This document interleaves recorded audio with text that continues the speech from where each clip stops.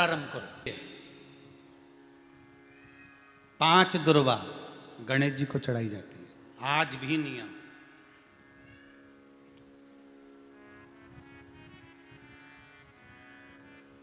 कभी आपको मौका मिला हो और आपने रावण संहिता पढ़ी हो। कौन सी संहिता? रावण संहिता। क्योंकि रावण शिव का उपासक था, भजन करने वाला था। शिव तांडव स्तोत्र आज भी लोग रावण का एक आनंद में पढ़ते। तो शिव का उपासक है रावण, शंकर का उपासक। विद्वान भी था, ज्ञानवान भी था। वो तो देवता के हाथ से मरना था उसको, इसलिए उसने मांगा ही यही था। जो मांगा वो मिला। तो रावण संहिता अगर किसी ने पढ़ी हो तो उसको मालूम होगा, रावण संहिता में 4 तरह के तिलक का महत्व बताया। कितने तिलक? 4। उन 4 तिलक में सर्वश्रेष्ठ तिलक रावण बताता है। एक तिलक सर्वश्रेष्ठ है, वो है दुर्वा। जो दुर्वा होती है, उस दुर्वा को जलाकर उसकी भस्म तैयार कर कर उसमें गाय का श्वेत गाय, कौन सी गाय? सफेद। उस गाय के शरीर पर कोई दाग ना, उसके शरीर पर पूर्ण तरह से श्वेत हो, ना लाल उसमें कोई धब्बा हो, ना काला धब्बा हो, ना कोई कलर हो, बस केवल श्वेत। रावण संहिता में 4 तरह के तिलक का प्रमाण दिया। तो एक तिलक रावण संहिता में वर्णन आया, एक तिलक का जो व्याख्यान वर्णन किया गया, उसमें दुर्वा को जलाकर राख कर कर भस्म बनाकर उसमें गाय का घी, देसी गाय का घी मिलाकर और उसका बिंदी, उसका तिलक मस्तक पर लगाकर या नैनों में सुरमा लगाकर जो व्यक्ति जिस किसी से मिले वो उसका हो जाता है। उस दुर्वा में इतना प्रबलता आ जाती है, अमृत तत्व जुड़ा हुआ है दुर्वा के। रावण संहिता में 4 तिलक बताएं, उसमें से सबसे 4 तिलक में अलग अलग, एक बेलपत्री की जड़ का तिलक है, एक आंकड़े की जड़ का तिलक है। रावण संहिता में 4 तिलकों का वर्णन है, उसमें मुख्य है सबसे ज्यादा।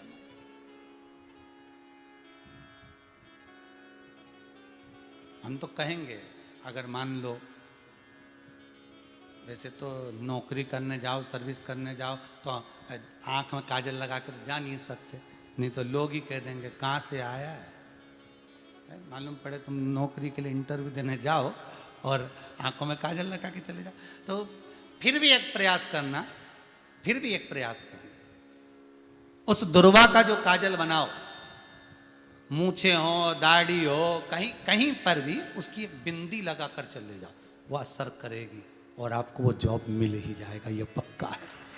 उसमें आकर्षण होता है। दुर्वा आकर्षण का केंद्र करती है। आपको कभी आपके नयनों में दर्द हो रहा हो, जलन हो रही हो, तो आप दुर्वा, हरी भरी जहाँ दुर्वा हो वहां थोड़ी देर चलने का प्रयास करिएगा, आपके नेत्रों का विकार समाप्त हो जाएगा। दुर्वा में वो एक सुख है, वो अमृत छुपा हुआ, और एक बार का अमृत नहीं, 5 बार का अमृत दुर्वा के अंतर्गत।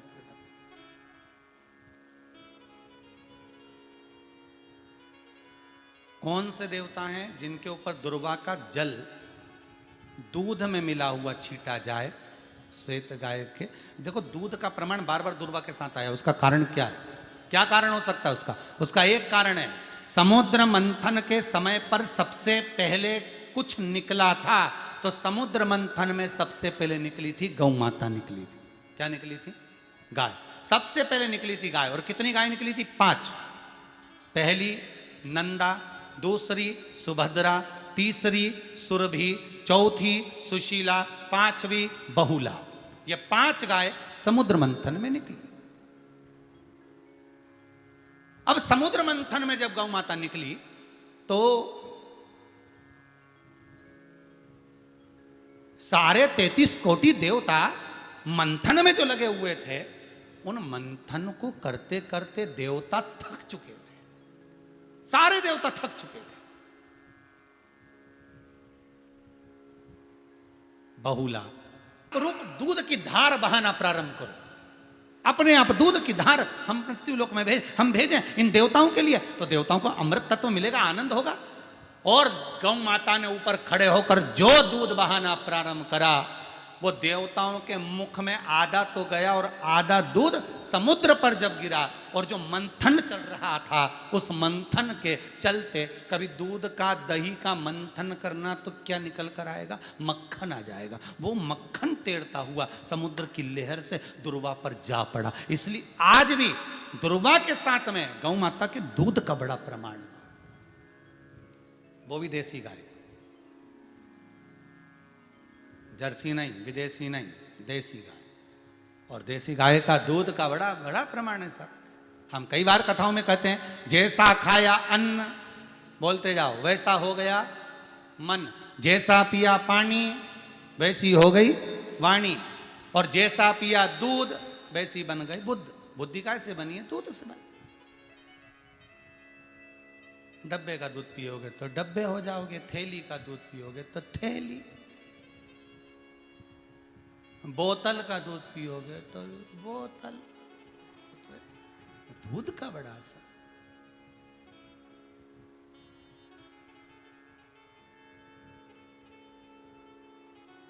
गौ माता के दूध का पान। कहा एक पात्र में जल और दूध ले लीजिए, शुक्रवार का दिन। तो कहोगे गुरुजी ये कथा कहाँ से निकाल के लाए हो? तो विष्णु पुराण में से आप उसको स्मरण कर सकते हो। काय में से? विष्णु पुराण में से। एक पात्र में देसी गाय का दूध, जल उसमें रखकर, और आपके यहाँ अगर लड्डू गोपाल हो, यदि आपके घर में ठाकुर जी हो, लड्डू गोपाल हो, विष्णु जी का कोई स्वरूप हो, श्री हरि का कोई स्वरूप हो, तो उस पर शुक्रवार के दिन आप संध्या के समय पर दुर्वा डालकर, उस दुर्वा से अगर लक्ष्मी जी के नामों का 108 बार उच्चारण कर कर, घी का दिया लगाकर, कैसर के चावल साथ में रखकर, केवल उस जल का और दूध का मात्र छींटा देते हो, तो उसके घर में कभी लक्ष्मी की कमी नहीं आ सकती, संपदा बढ़ती चली जाती है। 108 बार लक्ष्मी के नाम का मात्र उच्चारण कर लेने पर, भगवान विष्णु के चरणारविंद पर, भगवान विष्णु के चरणों पर केवल उस दुर्वा का जल का दूध का सींचन कर देने से भी लक्ष्मी की वृद्धि होती, लक्ष्मी देती।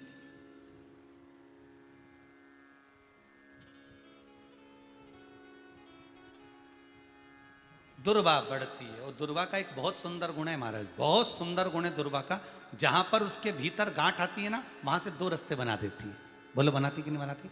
कभी दुर्वा देखी होगी आपने। जहां गांठ आई वहां 2 रास्ते बनाएगी, फिर गांठ आई फिर 2 रास्ते बनाएगी, फिर गांठ आई फिर 2 रास्ते बनाएगी। दुर्वा का क्रम ऐसा है कि हम भगवान को दुर्वा क्यों देते हैं, उसका कारण यह है कि मान लो हे परमात्मा, हे शंभु, हे गणेश, हे प्रभु नारायण, अगर मान लो मेरा एक रास्ता चलते चलते गांठ पड़ जाए, एक रास्ता मेरा बंद हो जाए, तो वहां से मेरे दूसरे रास्ते खोल देना। इसलिए दुर्वा भगवान को समर्पित करी जाती है। दुर्वा को समर्पित करने का क्रम ही यही है कि मेरे मार्ग खुल जाए, मेरी राह खुल जाए, मेरा मार्ग चारों तरफ खुलता चले। दुर्वा नीचे की ओर चलते चलते मार्ग खोलती चली जाती है।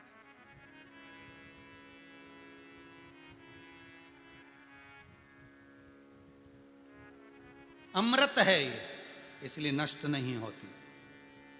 तोड़ के रख लेना, प्रैक्टिकल करके जरूर देखना, सीवर वाला महाराज कहीं झूठ तो नहीं बोल रही है। तोड़ कर रखो दुर्वा को, बोरी में भर कर रखो। 4 साल 6 महीने 8 महीने बाद सूख जाए, बेकार हो जाए, उसके बाद भी उसको खेत में, बगीचे में कहीं ले जाकर पटक देना, 8-15 दिन पानी देना, देखो फिर वापस वही हरी की हरी होना, वही कहीं ना कहीं से स्फुटित होते फिर आगे बढ़ना चालू कर देगी। उसका तत्व है अमृत, वो अमर है, मरती नहीं, फिर चालू हो जाती। शिव कहते हैं यही अमरता है, यही अमरता है कि दुख आया तो मरने की नहीं सोचना है। तकलीफ आई, कष्ट आया, रोग आया, बीमारी आई, थोड़ा सा तकलीफ आ गई, थोड़ी बीमारी आ गई, थोड़ा दुख आ गया, तो ये मत सोचना मैं मरना है। नहीं नहीं नहीं, अभी तो और जीना है। तो किस लिए जीना है? कोई कहेगा इसको कहीं आसक्तियां होंगी, घर की, परिवार की, कुटुंब की, कबीले की, इसलिए जीना चाहती है, इसलिए जीना चाहता। नहीं, आसक्ति एक रखना कि कि मैं जीना इसलिए चाहता हूँ, मैं और जीना चाहती हूँ, इसलिए चाहती हूँ कि अब मैं भगवान का भजन करना चाहती हूँ। अभी तक मैंने परिवार, कुटुंब, कबीले, संसार के लिए करा, अब जितनी जिंदगी दी उस मालिक ने, अब मैं उसका भजन करूँ। कोरोना महामारी में वेंटिलेटर पर जाकर, आईसीयू में जाकर वापिस अगर आ गए हो तो समझ लेना बोनस के दिन भोलेनाथ ने दे दिए, अब भजन में लगाना। अब दुकान, धंधा पानी, ये सब चीजों में बाद में लगता रहेगा। आईसीयू में जाने के बाद, ऑक्सीजन कम पड़ने के बाद भी लेवल ऊपर कर कर, वेंटिलेटर से भी निकाल कर अगर वो लेकर आ गया तो समझ लेना अब ये दिन उसके बचे हैं, अब उसने बोनस में दिए हैं। इसलिए अब संसार में नहीं, अब भगवान में लगाऊंगा।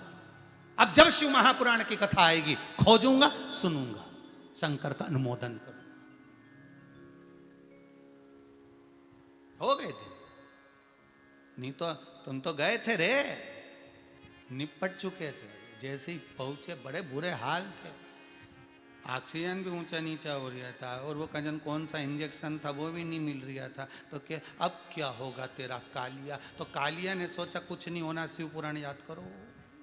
श्री शिवाय नमस्तुभ्यम, श्री शिवाय नमस्तुभ्यम। पत्नी घर में कर रही, बच्चे चलते फिरते कर रहे, आंखों से पत्नी की आंसू बह रहे, श्री शिवाय नमस्तुभ्यम जपती जा रही। पति से कह दिया मोबाइल पर केवल शिव पुराण सुनो, अब जो होगा देखा जाएगा। और शंकर जी लेके वापिस आ गए वो यमराज के दरवाजे से।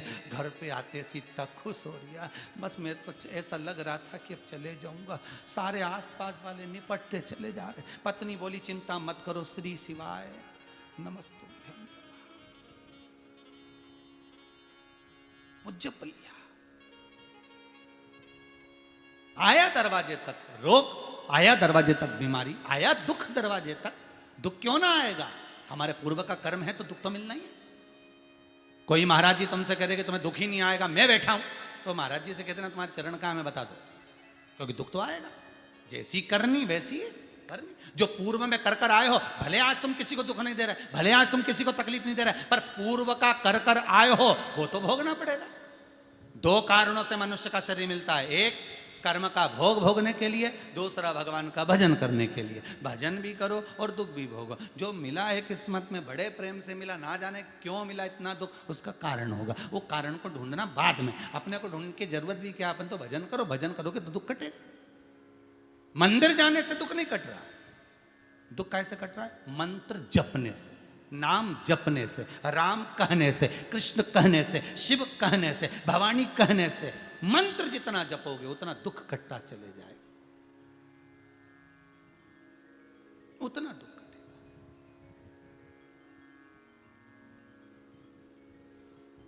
भोला सब दुख काटो हमारा, ओ भोला सब दुख काटो हमारा।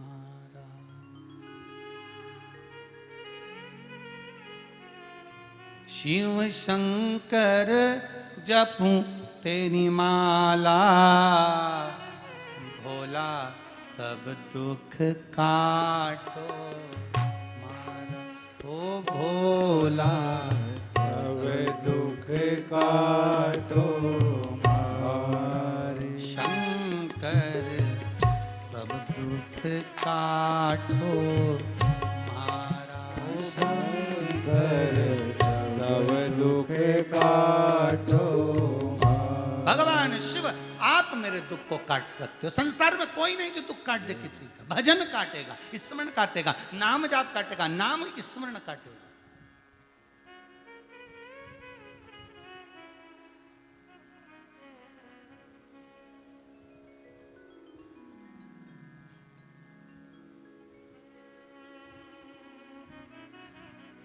महाराज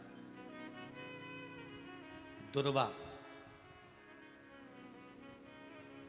भगवान विष्णु को चढ़े, दुर्वा गणेश जी को चढ़े, दुर्वा शिव जी को चढ़े, दुर्वा ब्रह्मा को चढ़े, दुर्वा इंद्र को चढ़े, दुर्वा पितरों को चढ़े। कितना सुंदर कहा है। जिसके घर है बहुत प्रबल पितृदोष है तो उसके घर के जहां पानी का मटका रखा था, पितृदोष मालूम है ना? पितृदोष का लक्षण क्या होता है? 1 रुपए कमाओ, 1.25 रुपए खर्च हो, समझ लेना पितृदोष है। रात्रि को सो गए तुम, बड़े चक नींद आ गई तुमको, बहुत प्रेम से सो गए, सोने के 1.5 घंटे या 2 घंटे बाद तुम्हारी नींद खुल जाए और कम से कम आधे घंटे तक तुमको भूख लग रही हो, समझ लेना पितृदोष है। सोकर उठने के बाद में जैसे ही 1-2 घंटे की नींद हो गई और अचानक नींद खुल गई और तुम्हें भूख लग रही है, भूख लग रही है, प्यास लग रही है बहुत तेज, अभी सोए हो 1.5 घंटा ही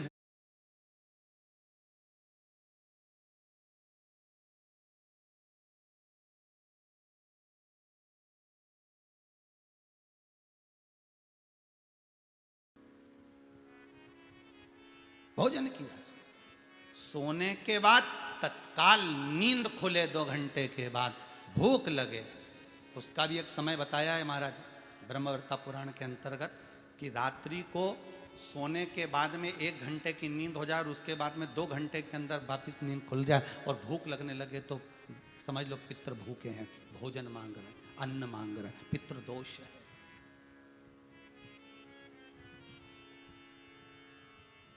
पितृदोष का कुछ कुछ वर्णन किया गया है। घर में एक पात्र के चक्कर में, एक बेडशीट के चक्कर में, एक सामान के चक्कर में विवाद हो रहा है तो समझ लो पितृदोष है। 1 रुपया कमाया 1.25 खर्च हो रहा है, पितृदोष है। घर में एक बीमार, दूसरा फिर बीमार हो गया, तीसरा फिर बीमार हो गया, एक ठीक हुआ, एक बीमार हुआ, पितृदोष है। पितृदोष का भाव तो उसके लिए करना क्या है? शिव महापुराण की कथा कहती है, सुंदर गणेश जी का चरित्र वर्णन करता है, स्कंद पुराण कहती है, विष्णु पुराण कहती है कि दुर्वा 21 दुर्वा की गांठ बनाकर, 7 गांठ 21 दुर्वा की बनाकर जो अपने पितरों का मटका, मटका मतलब परिंडा, हंडा जो भी पानी का भरते हो, उसके नजदीक में मात्र एक कटोरी में चावल रखकर उसमें अगर दुर्वा रख देता है तो मात्र 5 या 7 दिन में पितृदोष समाप्त होना प्रारंभ हो जाता है। उसके घर में लक्ष्मी की वृद्धि होने लगती है, सुख शांति अपने आप आने लगती है, उसका क्लेश समाप्त हो जाता है। दुर्वा में वो गुण है जो पितृ भी उसका भाग अमृत तत्व प्राप्त करना चाहता, अमृत देना चाहता। और सरल भाषा में समझिए, जिसकी फैक्ट्री नहीं चल रही हो, फैक्ट्री में बार बार कुछ तकलीफ आ रही हो, गाड़ियां नहीं चल रही हो, 4 व्हीलर गाड़ियां ले रखी हैं, कभी ट्रक गड़बड़ हो रहा है, कभी ट्रक में ये हो रहा है, कभी गाड़ी में ये हो रहा है, कभी बस में ये हो रहा है, बस एक काम करना है, दुर्वा का थोड़ा सा भाग लेकर पानी के लोटे में उसको डालकर 5 अक्षत के दाने उसको पटक कर उस गाड़ी के अंदर उस कलश को रख दो, बस आधे घंटे के लिए, और उस पानी को चक्के के चारों तरफ डालते डालते जाइए दुर्वा के साथ में, तकलीफ नहीं देगा। फैक्ट्री का भी यही प्रमाण है। दुर्वा में वो अमृत तत्व छुपा है जिसका सुख आनंद दे जाता है, आनंद। शिव पुराण कह रही है महाराज, दुर्वा का एक नाम और है, उसका नाम है अमृत जन्मा। क्या नाम है? अमृत जन्मा। दुर्वा का एक नाम और है। मारवाड़ी लोग इसको ध्रुवी बोलते हैं, ध्रुव बोलते हैं। दुर्वा का वो सुख, शंकर भगवान गौ माता दूध की धार लगाती है, इसलिए दुर्वा का दूध से बड़ा मिलन है, बड़ा आनंद है, बड़ा सुख है। कोई भी ग्रह अनुकूल नहीं है, सब बेकार चल रहे हो, सब प्रतिकूल चल रहे हो, दूध के पात्र में दुर्वा डाल लो, पीपल के वृक्ष के नीचे चढ़ा कर आओ, राहु केतु शुक्र शनि जो भी गड़बड़ है सब सुधरना चालू हो जाता है। दुर्वा का वो सुख। जिस नदी में स्नान करो, तीर्थ में जाकर, उस नदी के पास में कोई बगीचा लगा हो, वहां की दुर्वा को तोड़कर स्नान करते समय नदी में मात्र विसर्जन कर देने पर पितरों को पिंड पहुंच जाता है। मात्र उस दुर्वा का विसर्जन कर देने पर पितरों को पिंड का भाग मिल जाता है। अभी ना तो तुम्हारे पास में आटा है, ना तुम्हारे पास में चावल है, ना तुम्हारे पास में पिंड है, ना कोई तुम्हें संकल्प छुड़ा रहा है, ना कोई तुम्हारे पास में वस्तु है, उसके बाद भी पितरों को भाग मिल रहा है। काय से? केवल एक दुर्वा के तत्व से। स्नान करने से पहले पवित्र नदी में, गंगा, यमुना, नर्मदा, सरयू आदि किसी पवित्र नदी में आप स्नान कर रहे हो, वहां के बगीचे में घूमकर आप जाते तो हो, पैदल ही नहाने जाते हो, तो घाट के आसपास में कोई बगीचा, वहां की दुर्वा तोड़ ली, एक दुर्वा नहाने से पहले अपने पूर्वजों पितरों के नाम से नदी में छोड़ दी। फूल तो छोड़ते ही हो, दिया भी छोड़ते हो, बस एक ही चीज नहीं छोड़ते, वो दुर्वा, और वो ही काम की, वही काम की। तुम कुछ छोड़ो ना छोड़ो, एक दुर्वा का भाग छोड़ दिया, वो पितरों के लिए सुख प्रदान करने वाला। शिव पुराण कह रही है महाराज, भगवान एक बार शंकर भगवान आनंद से विराजमान, उसी समय